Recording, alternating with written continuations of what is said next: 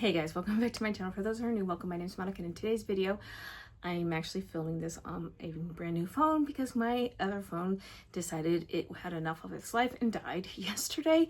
So now I have a new phone and I'm hoping this works. So I decided to go ahead and just start doing check-ins because I tend to read a lot. I've been asked to focus more on the 4.5 and 5 stars. And if I do that, it's just way too many to talk about. So I'm gonna just start doing like the monthly check-ins. I don't want to call it a mid-month wrap-up because it isn't really. I mean, I guess it is. I don't know. Anyway, so this is, I guess, my mid-month wrap-up, my very first one. Woohoo. Okay, let's get into the books. The first one that I read in the month of April was The Duke of Pride by Mariah Stone. This is book 3 in her 7 Dukes of Sin series. This is a pretty good series, okay? So we have Constantine, who's the Duke of Pride, and he's being blackmailed about his legitimacy, because there was a rumor that he was illegitimate, so therefore he shouldn't be the Duke. And Augustus is this brand new baby, and our heroine is the baby's guardian because the mother died in childbirth. I enjoyed the story. I enjoyed the characters and the blackmailing and all the stuff. Some things wrapped up a little too okay. However, I could not, and I got this on an ALC from Must Love Audio, and I feel so terrible because I could not stop laughing over her name because it was so, this is like a virtue vice pairing. So he is Constantine, the Duke of Pride, and she was Modestly Fairchild, and I died. Like, I'm so sorry. The book is good. You should try it. The names kept throwing me out of the story. I'm sorry, but that is just the way it is. It would have been probably a 4.5, but I could not get over those names. The names had me cracking up every single time they were mentioned. And the thing is the narrators were fantastic. It was Shane East and Justine Eyre, and I still kept cracking up over the names, so take that as you will. I liked the story. It was the names that killed it for me because Modestly Fairchild, yeah, no, I'm still laughing over that name. Okay, moving on. So the next book that I read, and because I'm not going to go over my 3s, but the next book after that I read was Say You'll Remember Me by Abby Jimenez. This was a very big one that I've been waiting for since last year, and I gave it 5 stars. I know not everybody liked this one because I feel like it was more on the women fiction-y side. My thing with this, and if you hear the wind, it's the wind because I closed my windows and my cat is annoyed that I closed my windows. But anyway, so we meet Xavier, who gets very upset that a person, and rightfully so, I would be very upset too, if a person decides that they no longer want their pet, and in this case it was a dog, and so they were going to have him put the dog down. He basically pretended to put the dog down and then adopted the dog, which kudos to you, Xavier. I like that. And then he meets Samantha, who finds a kitten, and the kitten has some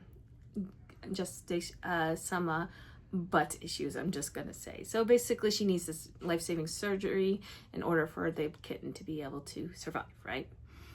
And he's like, the most humane thing is to put this kitten down. And she's like, absolutely not. So she's a social media guru. She's really funny. I like a lot of things. Like she did a GoFundMe page for giving this kitten a poop shoot. And I just thought that was very funny. They had eyes for each other. So this is definitely insta love. And the only reason why this worked is because of the insta love. So they were interested in each other, and then she comes back a month later to get certification that the cat is able to travel safely because she's flying to California from Minnesota. And he asks her out. She says yes. They have a perfect date. It was supposed to be dinner, and then they go into mini golf, and then they ended up in an escape room where they got locked in the escape room. And then you come to find out she's moving to California because her mother has Alzheimer's. Her mother's in her 50s, so it is very much a huge thing going on in her family. This is why the insta love worked, is because they had that amazing connection where they just knew there was going to be nobody else for them but each other. And so because this was going to be a long distance, drawn out relationship where they could only be together when they could travel, because he's a vet and he owns this clinic, but he's paying on this clinic, so he's still in the red with this clinic, so he would lose a significant amount of money if he closed his practice and moved to California. She can't leave because of her parents, and specifically her mother. They need her there to help with her mother's care. So they go on for, I think, over a year, where they're going back and forth. She's like, try to forget me. And he's like, no, he was not going to forget her. And they had to work through it. I really enjoyed the emotional journey that these two went on. Xavier did not have the best upbringing. And so he was so kind and gentle. And the way he reacted to her parents, especially her mother, where her mother was just starting to have a tantrum. Listen, this book is fantastic. I highly recommend it. I recommend the audiobook. Christine Lakin and Matt Latner did a fantastic job. I would highly recommend this book. The next one that was either 4 stars or above was The Third Gilmore Girl by Kelly Bishop. This is just about her life, and she narrated her own book. It came in from my Libby app, and I gave it 4.5 stars. I really enjoyed it. I feel like it was a great look back on her life, and it was her experiences and how everything worked out for her and how she had all these great opportunities, and I loved seeing how things happened around Gilmore Girls. So I enjoyed that one, so I gave that one 4.5 stars.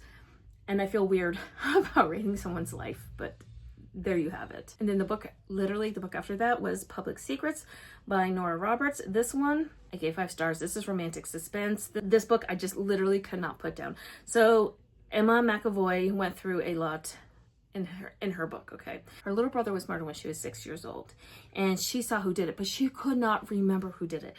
Emma McAvoy is the daughter of a very famous rock star, and she walked in on this kidnapping that was botched, right?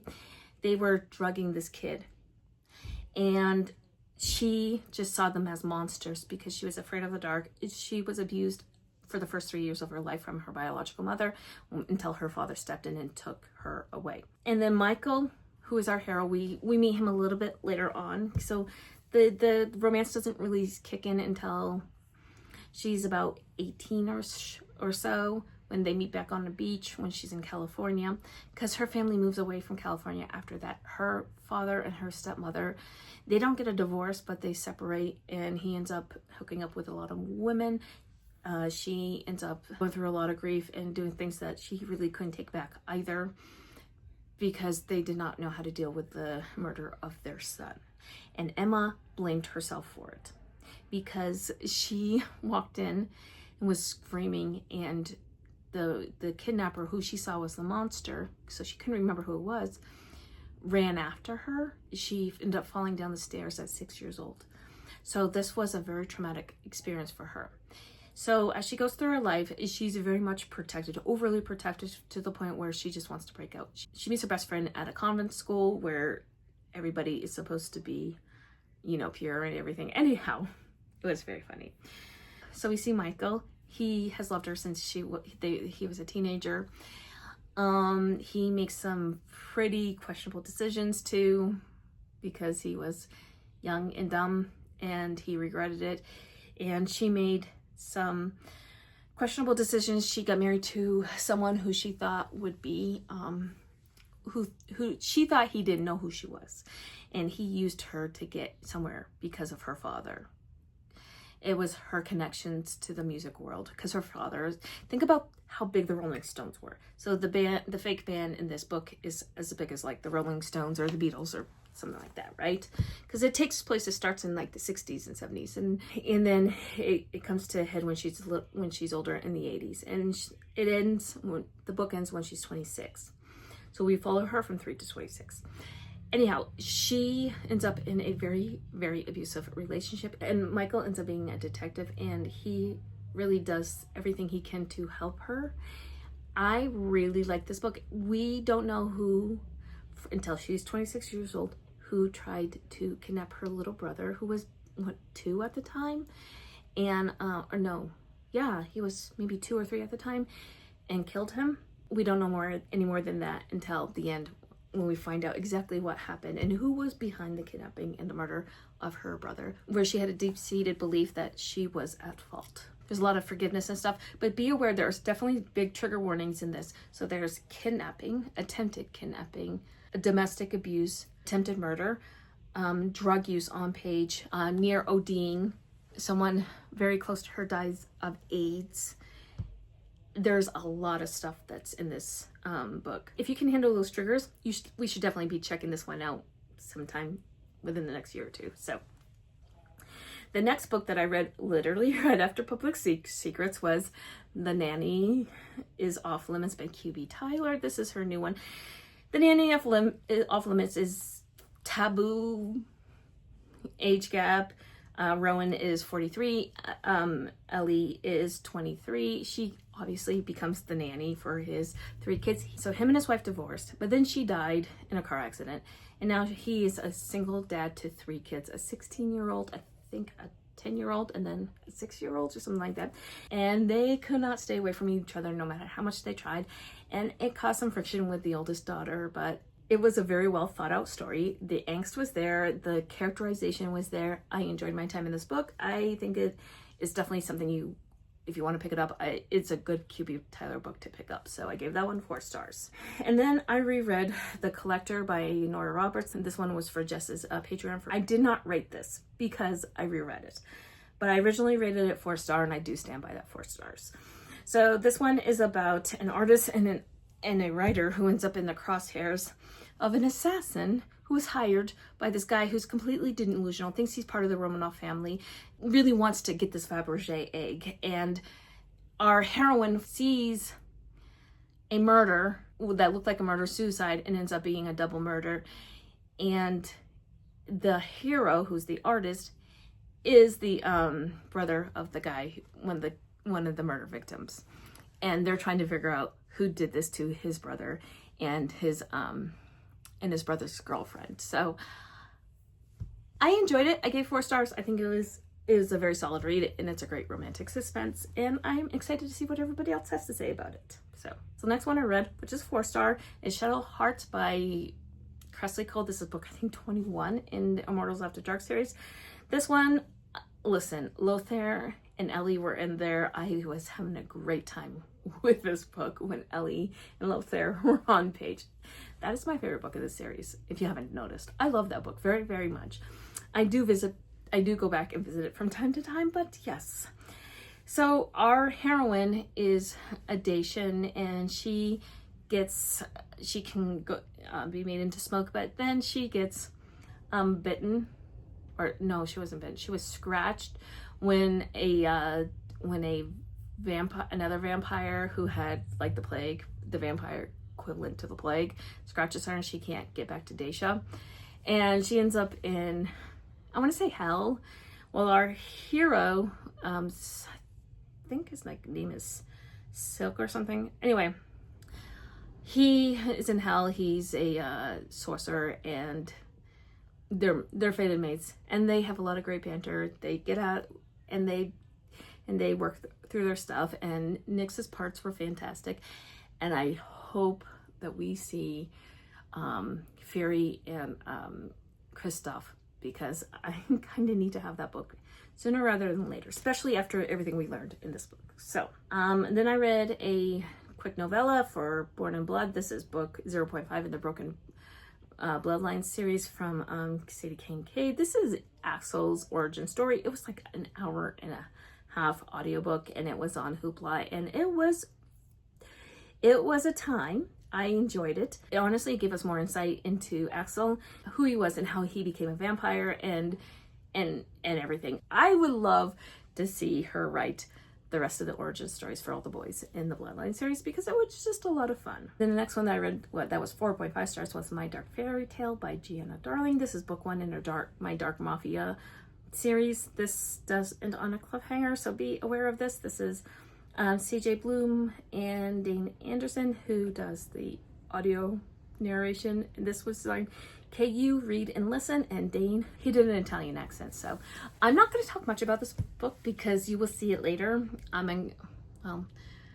let's just say I had a really good time. I did vlog it because when I was reading this book, I went to Amelie's, which is a French bakery, and I went to a romance-only bookstore near me. And so I had to, I was like, I'm gonna vlog.